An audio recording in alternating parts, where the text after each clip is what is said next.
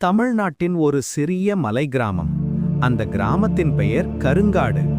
அங்கு ஒரு விதி இருந்தது. மாலை 6 மணிக்கு பிறகு யாரும் காட்டுக்குள் போகக்கூடாது. ஆனால் ஏன் என்று யாரும் விளக்கமாக சொல்ல மாட்டார்கள்.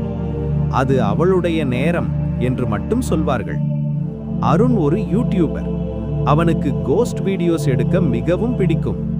ஒரு நாள் அவன் அந்த கருங்காடு கிராமத்துக்கு வந்தான்.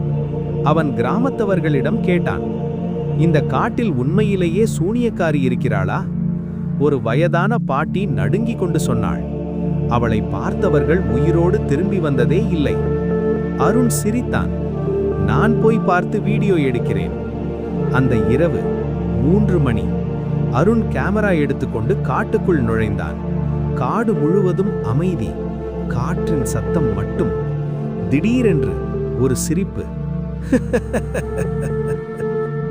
அவன் கேமராவை திருப்பினான். யாரும் இல்லை. சில நிமிடங்கள் கழித்து அவன் கேமரா ஸ்கிரீனில் பார்த்தான். அவனுக்கு பின்னால் ஒரு பெண் நின்று கொண்டிருந்தாள். நீண்ட முடி, வெள்ளை கண்கள், கருப்பு உடை. அவன் மெதுவாக திரும்பினான். அங்கே யாரும் இல்லை. ஆனால் கேமராவில் மட்டும் அவள் இருந்தாள். திடீரென்று அவன் காதில் ஒரு குரல், நீ என்னை தேடி வந்தாயா? அவன் திரும்பினான். அவள் அவன் முன்னால் நின்றாள். அவள் முகம் மனித முகமில்லை, எரிந்த முகம். அவள் சொன்னாள், இந்த காடு என் வீடு. அவள் ஒரு காலத்தில் மனிதர். அவள் பெயர் மீனா. அந்த கிராமத்தவர்கள் அவளை சூனியக்காரி என்று குற்றம் சாட்டி அவளை உயிரோடு எரித்து விட்டார்கள். அவள் இறக்கும் முன் சொன்னாள், நான் திரும்பி வருவேன். அவள் திரும்பி வந்தாள். அருணின் கேமரா கீழே விழுந்தது.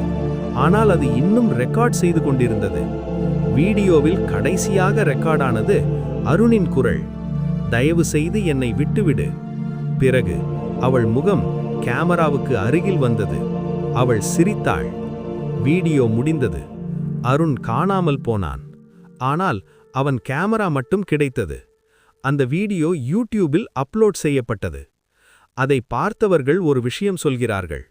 வீடியோவை பார்க்கும்போது அவள் கேமராவை அல்ல, உங்களை பார்த்து கொண்டிருக்கிறாள்.